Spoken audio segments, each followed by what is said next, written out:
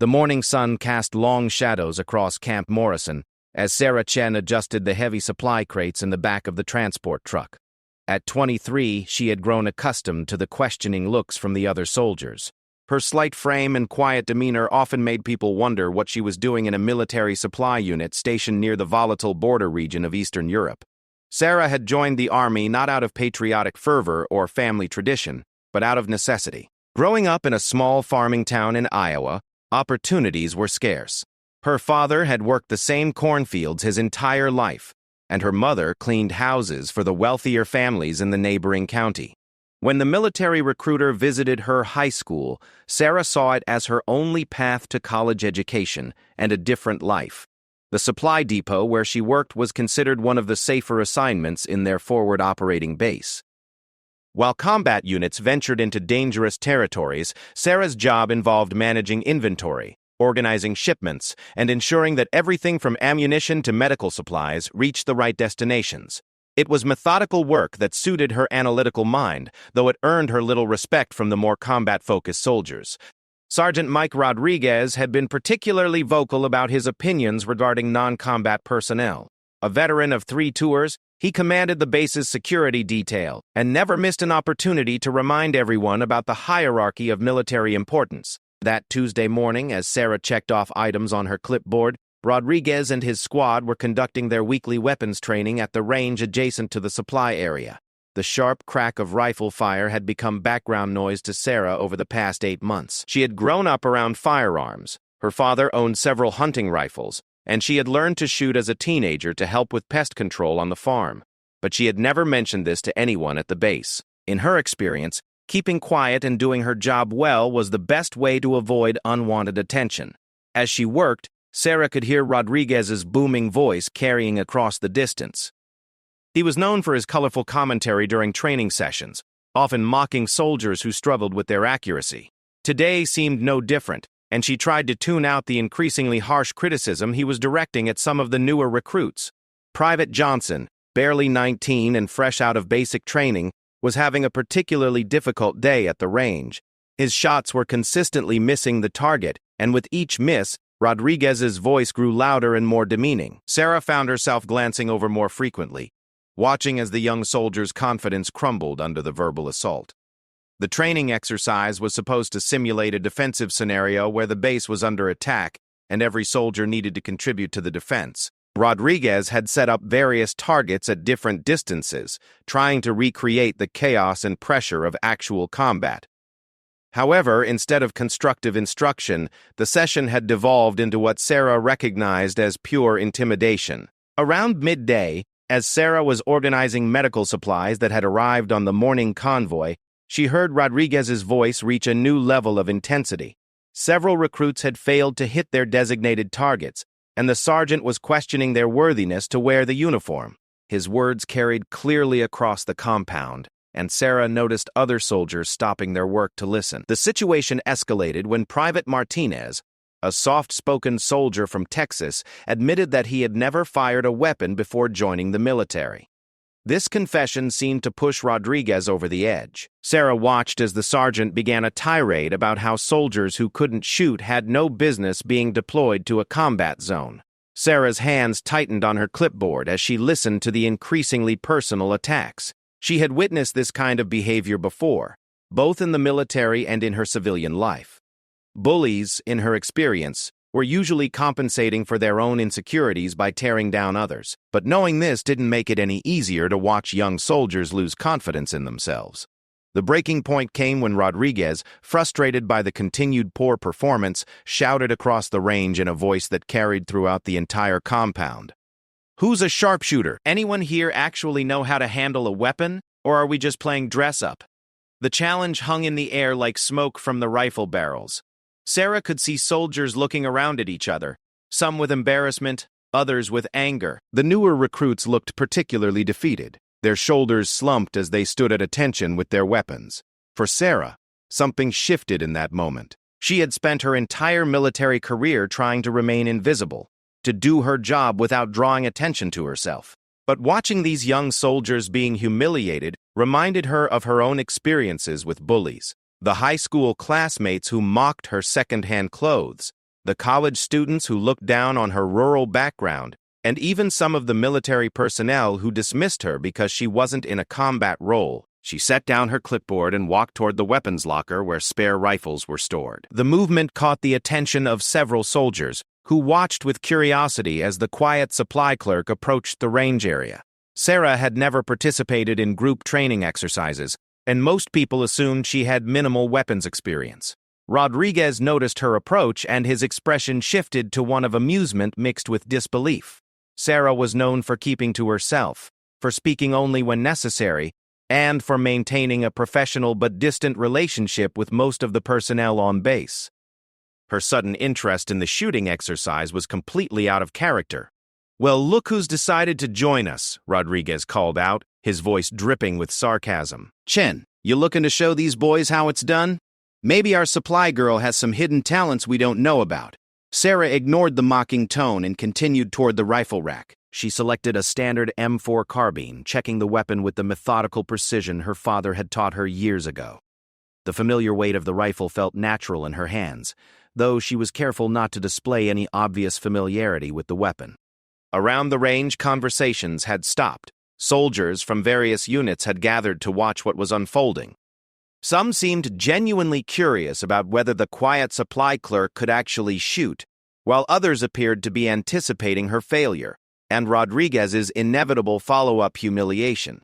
The targets Rodriguez had set up ranged from 50 yards to 300 yards, designed to test both basic marksmanship and longer-distance accuracy. The wind was minimal that day, and the lighting conditions were ideal for shooting. Sarah took her position at the firing line, aware that every eye on the base seemed to be focused on her. Rodriguez continued his commentary, unable to resist the opportunity for more entertainment. "This should be good," he announced to the gathered crowd. "Let's see if our inventory specialist can do better than our actual soldiers." Sarah chambered around and raised the rifle to her shoulder. The familiar routine of finding her sight picture, controlling her breathing, and settling into a stable shooting position felt as natural as walking. She had done this thousands of times on her family's farm, from shooting groundhogs in the vegetable garden to taking deer during hunting season. The first target was at 50 yards, a standard military silhouette. Sarah took her time, ignoring the murmurs from the crowd behind her. She focused on the fundamentals her father had drilled into her: proper stance, consistent grip, sight alignment, and smooth trigger control. The shot rang out across the range, and the spotting scope immediately confirmed what Sarah already knew. Center mass, perfect hit. A murmur went through the crowd, and she heard someone say, "Lucky shot." Without acknowledging the comment, Sarah adjusted her aim to the 100-yard target. Again, she took her time, settling into her shooting position and waiting for her natural respiratory pause before squeezing the trigger. Another center hit. The crowd had grown larger, and the murmurs were becoming more interested and less dismissive. Rodriguez, however, seemed determined to maintain his position of authority. "Not bad for close range," he called out. "Let's see how you do with some real distance." The 300-yard target was considered challenging even for experienced marksmen, especially with iron sights and standard military ammunition. Wind became a factor at that distance, and the smaller target required significantly more precision. Sarah studied the target through her sights, noting the slight breeze that was barely moving the grass near the target area. She made a minor adjustment to her aim point and settled into her shooting position. The weight of expectation from the watching crowd faded into the background as she focused entirely on the mechanics of the shot. Her father's voice echoed in her memory. "Don't rush it, Sarah. Let the shot happen naturally." The rifle bucked against her shoulder, and she maintained her sight picture long enough to see the target react to the impact. Another center hit, this one drawing audible gasps from several spectators. Rodriguez was no longer smiling. The casual arrogance that had characterized his earlier behavior was replaced by something that looked almost like respect, though he was clearly reluctant to show it. Sarah, meanwhile, remained focused on the targets, treating each shot as a problem to be solved rather than a performance to be judged. As word spread throughout the base, more personnel arrived to witness the unexpected display of marksmanship. Officers from the command staff appeared at the edge of the crowd, their presence adding an official weight to what had started as informal harassment. Sarah continued, shooting moving through the various targets with methodical precision. Each shot found its mark, and with each successful hit, the dynamic on the range shifted further. The recruits who had been struggling earlier now watched with intense interest, studying her technique and posture. The transformation was remarkable to witness. What had begun as Rodriguez's attempt to humiliate struggling soldiers had become an impromptu lesson in marksmanship excellence. Sarah's quiet competence was providing exactly the kind of positive example that the sergeant's earlier bullying had failed to achieve. Major Williams, the base commander, had arrived and was observing the proceedings with keen interest. Sarah was aware of his presence, but remained focused on her shooting. She had committed to this course of action, and she intended to see it through with the same thoroughness she applied to her supply duties. As the afternoon progressed, the atmosphere on the range continued to evolve. The earlier tension and humiliation had been replaced by genuine interest and respect. Soldiers were asking questions about Sarah's technique, and even some of the more experienced marksmen were paying attention to her methods. Rodriguez found himself in an increasingly uncomfortable position. His authority on the range had been built on his supposed expertise and his ability to intimidate subordinates. Sarah's performance was challenging both foundations of his power, and he seemed unsure how to respond. The final target of the day was set at 400 yards, beyond the range of most standard training exercises. It was a distance that required not just marksmanship skills, but also a deep understanding of ballistics and environmental factors. Rodriguez had positioned it there more as a token than as a serious challenge, never expecting anyone to attempt it. Sarah studied the distant target through her rifle scope, calculating the various factors that would affect her shot. The wind had picked up slightly, and the afternoon light was creating shadows that made range estimation more challenging. But these were all problems she had solved before, hunting in the rolling hills around her family's farm. As she prepared for what would likely be her final shot of the demonstration, Sarah was aware that this moment would define how the entire base viewed her from this point forward. Success would establish her as a force to be reckoned with, while failure might reduce her performance to a lucky streak that finally ran out. The shot that followed would change everything, not just for Sarah, but for every person who witnessed it that day. It was the shot that would transform a quiet supply clerk into a legend, and it was only the beginning of a story that would challenge every assumption about courage, competence, and the unexpected places where heroes can be found. The bullet found its mark with devastating accuracy, striking the 400-yard target dead center with an impact that sent a visible shockwave through the paper. The silence that followed was profound, broken only by the distant echo of the shot rolling across the valley beyond the base. Even Rodriguez seemed momentarily speechless. His usual stream of commentary dried up in the face of what everyone had just witnessed. Sarah lowered her rifle and engaged the safety with the same methodical precision she had shown throughout the entire demonstration. She placed the weapon carefully on the shooting bench, turned to face the crowd of stunned spectators, and without saying a word, began walking back toward the supply depot. Her expression remained neutral, professional, as if she had simply completed another routine task. The crowd parted as she walked through them, and Sarah could feel the weight of dozens of stares following her movement. She had achieved exactly what she had intended, proving that competence could come from unexpected places, and that Rodriguez's bullying methods were both unnecessary and counterproductive. But she also knew that this moment would fundamentally change her experience at Camp Morrison. Word of Sarah's shooting demonstration spread through the base with the speed that only military gossip could achieve. By evening chow, soldiers from units that hadn't even been present were discussing the supply clerk who had outshot everyone on the range. The story grew with each telling, transforming from an impressive display of marksmanship into something approaching legend. Private Johnson, the young recruit who had struggled so badly during the morning training, sought Sarah out during dinner. His approach was hesitant, almost reverent, as if he were meeting a celebrity. Sarah was sitting alone at her usual table in the corner of the mess hall, picking at a plate of what the cooks optimistically called beef stew. "Ma'am," Johnson began, his voice barely above a whisper, "I wanted to thank you for what you did today. I know you didn't do it for me specifically, but watching you shoot, it gave me hope that maybe I could get better too." Sarah looked up from her meal, studying the young soldier's earnest expression. She recognized something of herself in his uncertainty, the same doubt she had carried through her own early days in the military. "Practice," she said simply. "Find someone who knows what they're doing and practice until it becomes automatic." Johnson nodded eagerly, as if she had shared some profound military secret. Would you be willing to help me? I mean, if you have time. I know you're busy with supply duties, but I could work around your schedule." The request caught Sarah off guard. Throughout her military career, she had been the one seeking mentorship, looking for guidance from more experienced personnel. The idea that someone might want to learn from her was both flattering and terrifying. She wasn't sure she was ready to take responsibility for another soldier's development. "I'm not an instructor," Sarah replied carefully. "I just grew up around guns. That's different from teaching someone else." But Johnson's hopeful expression and the memory of Rodriguez's harsh treatment that morning made her reconsider. "I can show you some basics," she conceded. "But you'll need to put in the work yourself."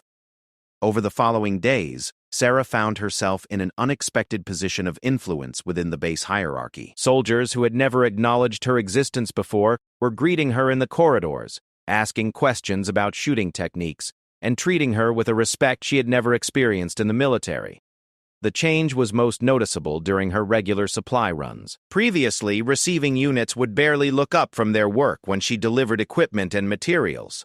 Now, soldiers would stop what they were doing to engage her in conversation, often steering the discussion toward marksmanship and weapons training. Captain Morrison, the base's training officer, approached Sarah 3 days after her range demonstration. She was in the middle of cataloging incoming medical supplies when he found her in the supply depot, his presence immediately making the space feel smaller and more formal. "Chen," he began, using the respectful tone reserved for soldiers who had distinguished themselves. "I've been hearing interesting things about your shooting skills." Sarah continued her inventory work, checking items off her list as she responded. "Just doing what needed to be done, sir. That 400-yard shot has become the talk of the base," Morrison continued.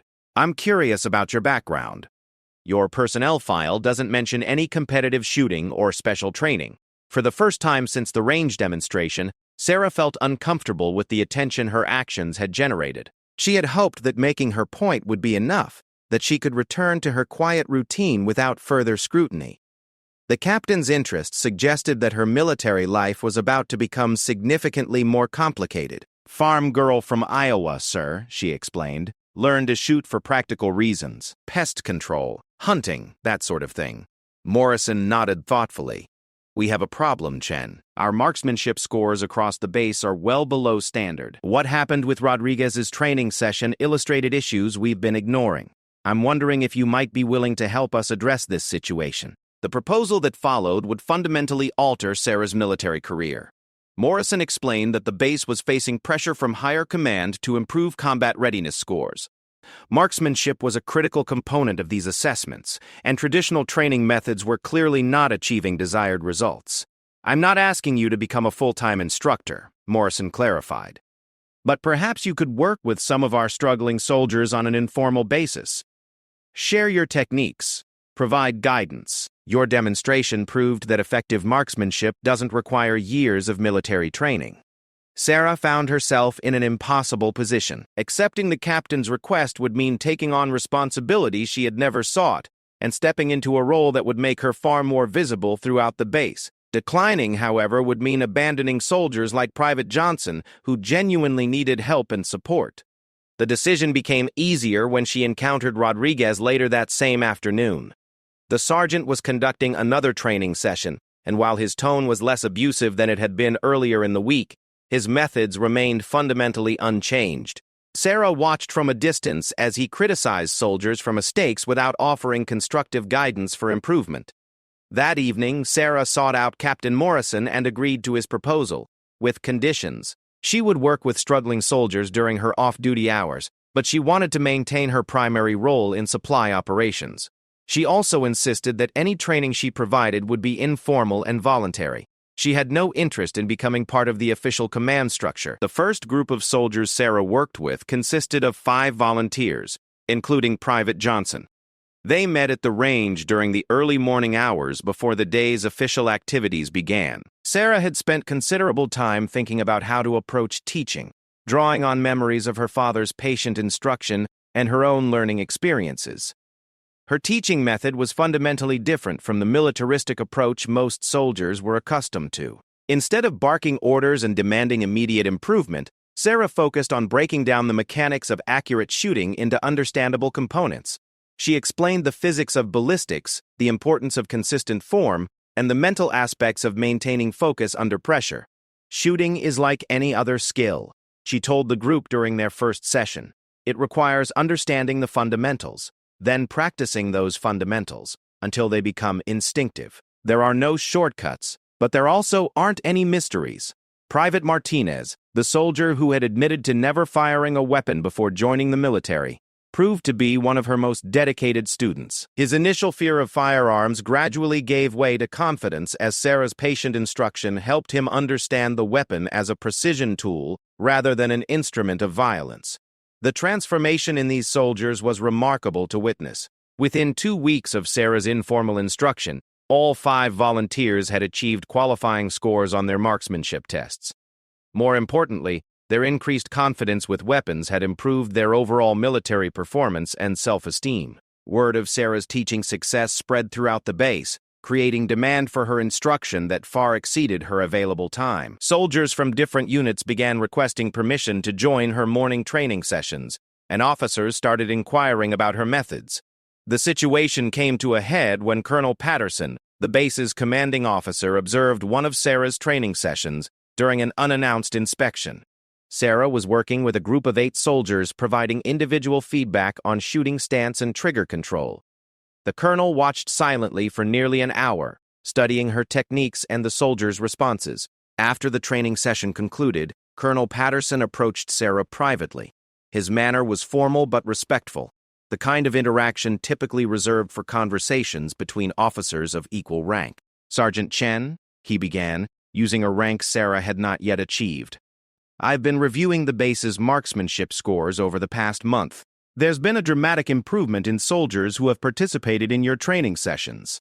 Sarah felt a familiar, uncomfortable sensation at being the center of official attention. "Just sharing what I know, sir. These soldiers were already capable. They just needed different instruction methods. I want to discuss your future with this unit," Patterson continued. "Your current assignment utilizes only a fraction of your apparent capabilities. I'm considering recommending you for advanced training that would formalize your instructional role." The offer was both an opportunity and a trap.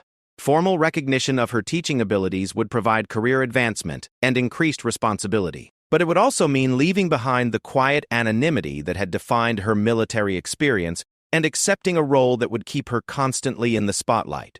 Before Sarah could respond to the colonel's proposal, the conversation was interrupted by the sharp crack of rifle fire from the main range. Both Sarah and Patterson turned toward the sound, recognizing immediately that it wasn't part of any scheduled training exercise.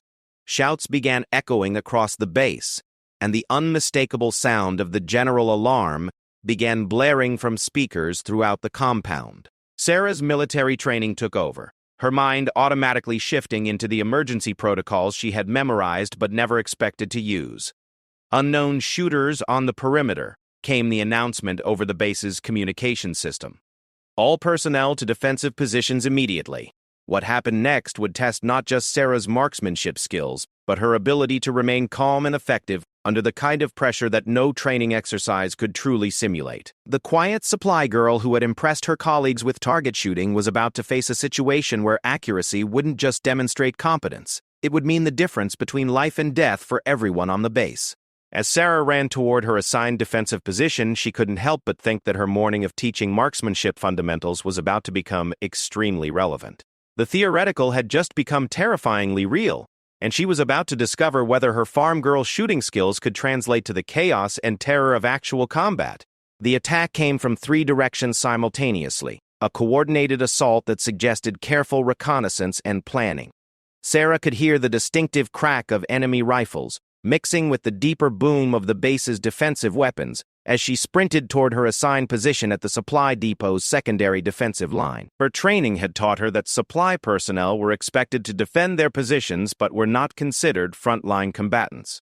The supply depot was positioned near the base's center, theoretically protected by multiple layers of security forces. However, the intensity of gunfire suggested that those outer defenses were under severe pressure. When Sarah reached her position, she found chaos. The two soldiers assigned to defend the depot's eastern approach were both down. One clearly wounded, the other motionless. Their weapons lay beside them, still loaded but abandoned. The supply depot, with its stores of ammunition and medical supplies, was suddenly vulnerable to enemy penetration. Without hesitation, Sarah grabbed one of the fallen soldiers' rifles and took up a defensive position behind a concrete barrier. The weapon was similar to the one she had used during her demonstration, but the circumstances were dramatically different.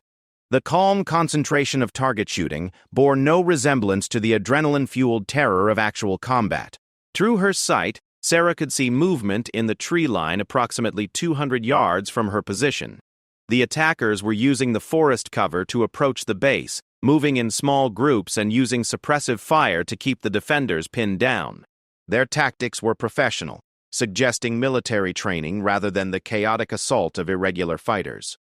Sarah's first shot in actual combat was almost anticlimactic. She had spotted a muzzle flash from the tree line and estimated the shooter's position based on the angle and duration of his firing.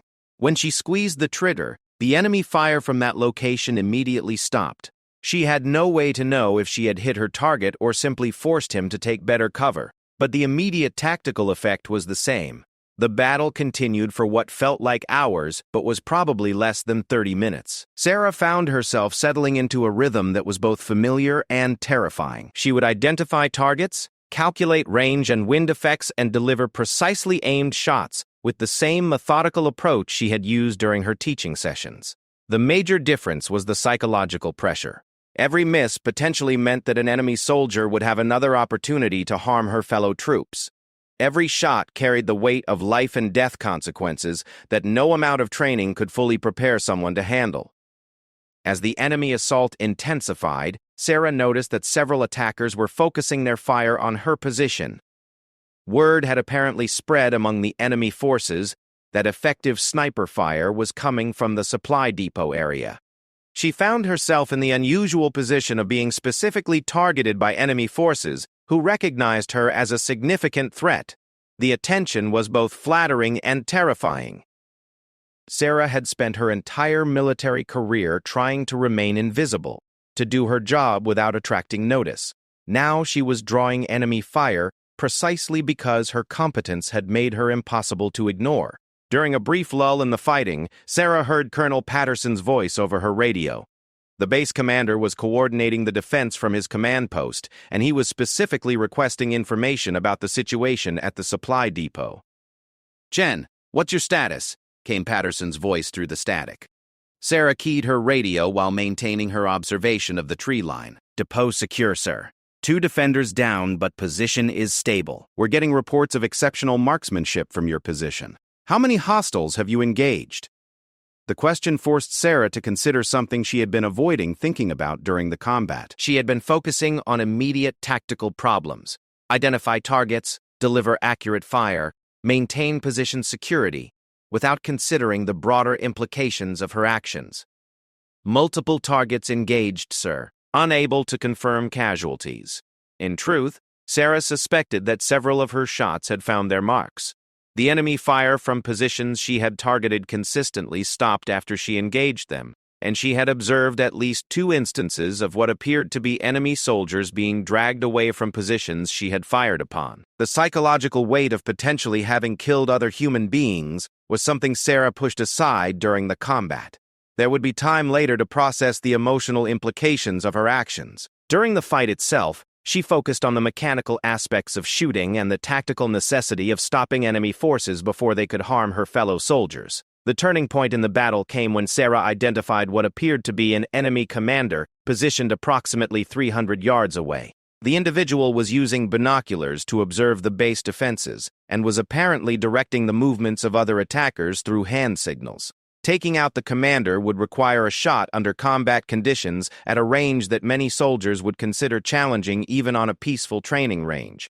Sarah would have to account for wind effects, the target's movement, and the stress of knowing that enemy forces were actively trying to kill her. She settled into her shooting position with the same deliberate care she had shown during her range demonstration days earlier. The fundamentals remained the same: proper stance, sight alignment, breathing control, and smooth trigger squeeze. The external pressures were irrelevant to the mechanics of accurate shooting. The shot that followed became legendary within military circles long after the battle ended. At 300 yards, under combat conditions, with enemy fire impacting around her position, Sarah delivered a shot that immediately ended the organized enemy assault on the base. Without their field commander, the attacking forces lost coordination and began withdrawing toward the forest. The disciplined, coordinated assault deteriorated into scattered, disorganized retreat as individual enemy soldiers sought to escape rather than continue the attack. Colonel Patterson's voice came over the radio again, this time with unconcealed amazement. "Chen, I don't know what you just did, but the entire eastern approach is collapsing. Enemy forces are withdrawing." Sarah maintained her position for another hour, providing security as base personnel moved to secure the perimeter and tend to wounded soldiers. The immediate crisis had passed, but the adrenaline of combat continued coursing through her system, making her hyper-aware of every sound and movement around the depot. When the all-clear finally sounded, Sarah found herself surrounded by soldiers and officers who looked at her with expressions ranging from awe to disbelief. The quiet supply clerk who had impressed people with target shooting had just demonstrated combat marksmanship that would have been remarkable for a trained sniper. Major Williams was among the first to reach her position, and his initial comments focused on practical military concerns rather than congratulations. "Chen, I need a preliminary report on your ammunition expenditure and target engagement for the after-action review." Sarah had fired 17 rounds during the engagement, a remarkably conservative number for a combat situation that had lasted nearly 30 minutes. Her fire discipline, choosing targets carefully and making every shot count rather than spraying ammunition in the general direction of enemy forces, had maximized the tactical impact of her position. Over the following days, as the base conducted its official investigation of the attack, Sarah's role in the defense became increasingly clear. Intelligence reports suggested that the assault had been planned as a quick strike designed to capture supplies and equipment before withdrawing. The unexpectedly effective defensive fire from the supply depot had disrupted this plan and forced the attackers to retreat before achieving their objectives. The enemy commander Sarah had engaged at 300 yards was later identified through captured documents as an experienced military officer who had planned and led multiple successful attacks against coalition forces. His elimination had been a significant tactical victory that extended far beyond the immediate defense of Camp Morrison. Recognition for Sarah's actions came swiftly and from multiple sources. Colonel Patterson recommended her for the Silver Star, citing her exceptional courage and marksmanship under combat conditions. The base's command staff formally requested that she be transferred to a sniper training program, where her skills could be further developed and utilized. More importantly for Sarah personally, the soldiers she had been teaching informally approached her with a new level of respect and appreciation. They had witnessed firsthand how the fundamentals she had been teaching, proper shooting stance, sight alignment, breathing control, had translated into life-saving effectiveness under actual combat conditions. Private Johnson, whose struggles with marksmanship had been the catalyst for Sarah's initial range demonstration, sought her out the day after the battle. His approach was different now. Not the uncertain request for help that had characterized their earlier interactions, but the respectful acknowledgement of someone who had proven themselves under the ultimate test. "Ma'am," he said, his voice carrying a seriousness that reflected how much the battle had changed everyone's perspective, "I wanted you to know that watching you during the attack gave me confidence that I could be effective too. When my position was overrun, I remembered what you taught us about staying calm and making every shot count." Johnson had indeed performed well during the battle, successfully defending his assigned position and contributing to the base's overall defensive success. Sarah realized that her informal teaching had influenced not just individual soldiers' marksmanship skills, but their confidence and effectiveness under pressure. The weeks following the attack brought changes to Sarah's military career that would have been unimaginable just a month earlier. Her promotion to sergeant was accelerated, and she was offered multiple opportunities for advanced training and specialized assignments. The quiet supply girl who had wanted only to serve her time and earn money for college had become one of the military's most celebrated marksmen. But perhaps the most meaningful recognition came from her fellow soldiers. The recruits who had struggled under Sergeant Rodriguez's harsh training methods now approached marksmanship with confidence and competence. They had seen proof that effective shooting was achievable through proper instruction and dedicated practice rather than intimidation and abuse. Rodriguez himself had been transferred to another unit following an investigation into his training methods. The contrast between his approach and Sarah's had become too obvious to ignore, especially after the combat effectiveness demonstrated by soldiers who had received her instruction. Sarah's final act at Camp Morrison was to establish a formal marksmanship program based on the teaching methods she had developed. Working with Captain Morrison, she created a curriculum that emphasized fundamentals, patient instruction, and building confidence through progressive skill development. The program became a model that was eventually adopted throughout the military, improving marksmanship scores and combat effectiveness across multiple units and theaters of operation. Sarah's influence on military training extended far beyond her individual combat performance, touching the careers of thousands of soldiers who benefited from teaching methods she had developed. When Sarah finally left Camp Morrison for her next assignment, the base held a farewell ceremony that would have seemed impossible just months earlier. The same soldiers who had once barely acknowledged her existence now lined up to thank her for her service and instruction. As she boarded the transport that would take her to sniper school and the next phase of her military career, Sarah reflected on how dramatically her life had changed. The quiet farm girl who had joined the military for college money had discovered capabilities within herself that she had never suspected existed. The demonstration that had begun with Rodriguez's challenge, "Who's a sharpshooter?"